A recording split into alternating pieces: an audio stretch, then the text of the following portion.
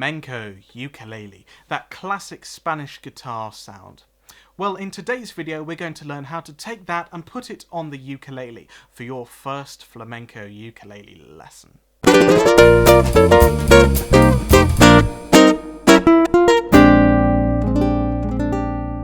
We all know and love that classic Spanish guitar sound. Now, whether you're just got a passing interest in flamenco ukulele and you want to just learn one or two little tricks that you can sort of pepper in your playing and maybe even show off to someone, impress some people, or if you're genuinely interested in the world of flamenco ukulele and you want a good place to start, then this is the video for you. We're going to learn something in the left hand, something in the right hand, and put them together to create a really cool sounding little piece of music, and then that'll be a good starting point if you want to go on and learn flamenco ukulele even more, or it sounds great on its own as a little party trick. Let's talk about the fretting hand first. We're going to use two chords, the chord of A, which is 2, 1, 0, 0, and the chord of B flat major 7. That sounds really long and scary, but it really isn't. It's just this. 3, 2, 1, 0. It's almost like, I'm sure most people will know an E chord. It's the same kind of diagonal shape. E minor chord, I should say. Or a B7 chord. Some people know that B7. Just put everything towards the nut by 1. And you've got B flat major 7. Now, I would suggest playing your A chord, not with your first and second fingers, as we normally do, but with your second and third. The reason is, when we're doing the B flat major 7, we've already got those fingers in that alignment on those strings. So it makes the change a lot easier, because all you have to do is slide between one and the other. If you do that A chord, you've got to take your fingers off, put them down again for B flat, off and on, off and on. Oh, too much effort for me. I like to be nice and simple and easy. So it might feel a bit weird at first playing an A like that, but you'll be able to play it a lot faster if you can just do those slides rather than all that taking off and on. So take a second to practice the A chord, play it like that, then play a B flat major 7, then back to A, B flat major 7. Keep doing that until you're ready to move on. The reason this sounds flamenco-y is, well, a couple of things really. It's that kind of same shape being moved up and down, but we also have a consistent A note as well. So we've got some consistency and some change. They're kind of fighting each other. Are we at home or are we away? You can hear the A string rings on. La.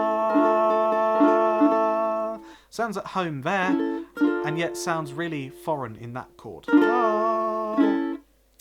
That kind of conflict of interest, the conflict between the notes, is what makes it interesting.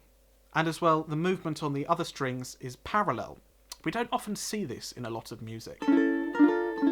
Of course, each string of those three, the G, C, E strings, moves in parallel. So they all go up one fret, then down one fret. Normally, in a lot of other music, we'll see a C chord. If you change to like an F chord, for example, the A string goes down by 2 frets, E goes up, and so on and so forth. They all change their own amount. So that's kind of contrary motion, but this is parallel motion. Something quite rare, and that's what kind of draws our attention to it, that parallel motion. Normally we wouldn't expect it, but here it just fits. So there we go, that is the fretting hand. That's all we need. Now let's turn our attention to the strumming hand, because this is where it gets interesting. Our strumming pattern is going to incorporate the use of something called a rake.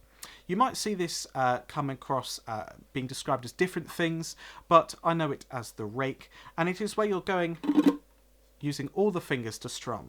So if you're using a pick, you want to just throw that away. All the fingers are being used here. You're going to start off with a quite loose hand. The fingers are like this, and you're simply going to want to practice strumming with your little finger, then the ring, middle, index, thumb. What you want is a sound that sounds like a ripple. So you don't want an individual strum on each finger.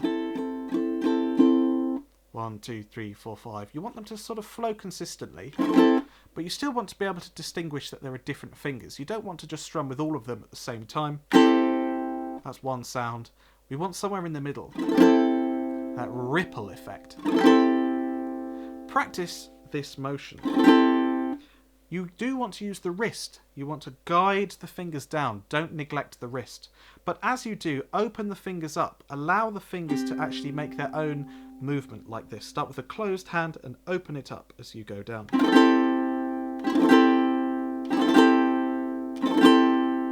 Don't always have to use the thumb if you don't want to. You will get a slightly big gap between using the fingers and thumb because obviously they're that much further apart. But just take a moment to get used to that sound and that technique.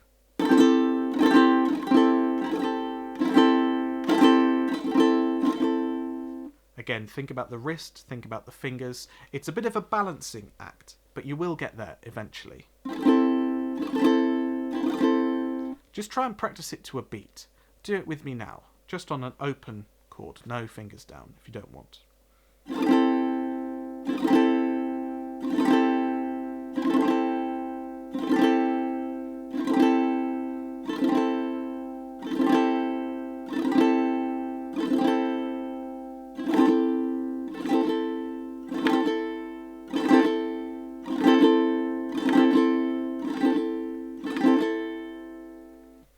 Once you've got that, and once you've got both of those hands sorted individually, this is where we put them together. Sorry to interrupt, but if you're enjoying this video so far, then I think you're going to love this. This is Go Faster, Earn Your Ukulele Go Faster Strums with this book. There are 21 strumming tricks and techniques in here to really improve your playing. There's something for everyone. If you're struggling with strumming, the basics are all in here. If you want to come up with your own patterns too, we go through all of that in here. And then some more interesting and advanced techniques such as the flamenco, tremolo, Hawaiian, split stroke, it's all in here. There's also some cool party tricks which anyone can do that will impress your friends and audiences. So there really is something for everyone in this book. Everything is broken down nice and clearly with photographs, pictures, illustrations, notation, tablature, all that good stuff that makes everything super clear and easy to understand.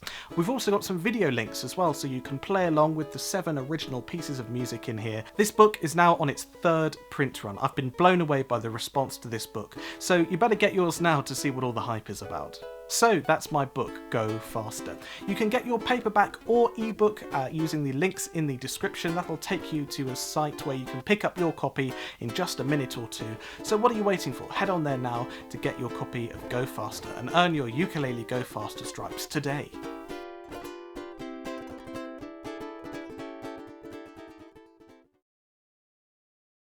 Once you've got both of those hands sorted individually, this is where we put them together. We're going to use a strumming pattern of down, rake, up, down, up, down, up, down, rake, up, down, up, down, up. So this takes the place of a down strum.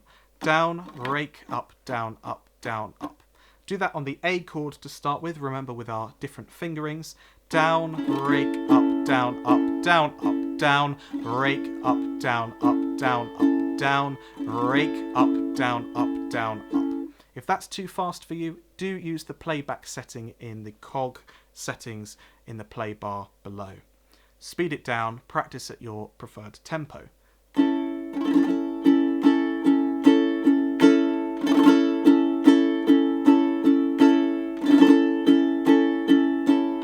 can do it with or without the thumb. It doesn't make too much of a difference. You do one of those on the A chord and then you do another one on the B flat major 7.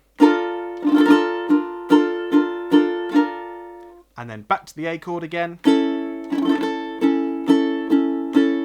B flat major 7. And you just go round and round those 2 chords basically. Let's hear what it sounds like slowly put together and then quickly put together.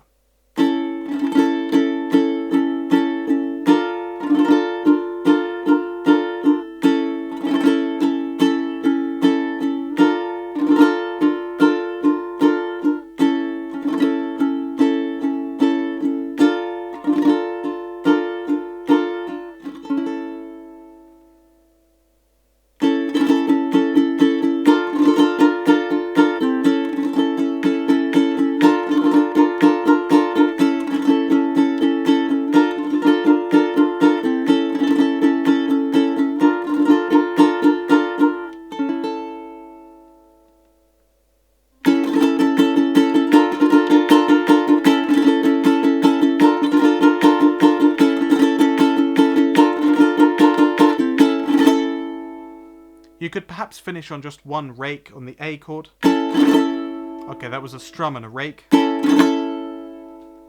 And if you want to do an upwards rake, it's basically the same thing but in reverse.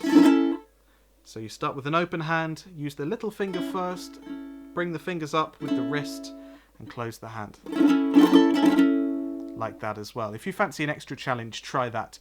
But it really doesn't make too much of a difference whether you do a down or an up.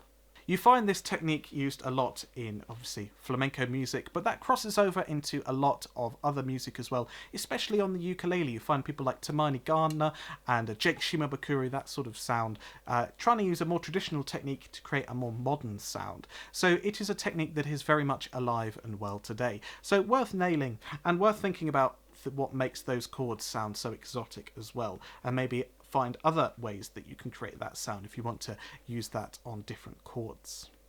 So there we are. I hope you enjoyed this video. If you did like learning about flamenco ukulele, then maybe I will do another lesson or two on it in the future. Do let me know in the comments below. And whilst you're down there, do hit the like button and click subscribe as well to make sure you don't miss out on any upcoming videos. In the meantime, if you want to watch something else, I do have more videos just like this one, like this right here. So click on this and I'll see you over there for another video.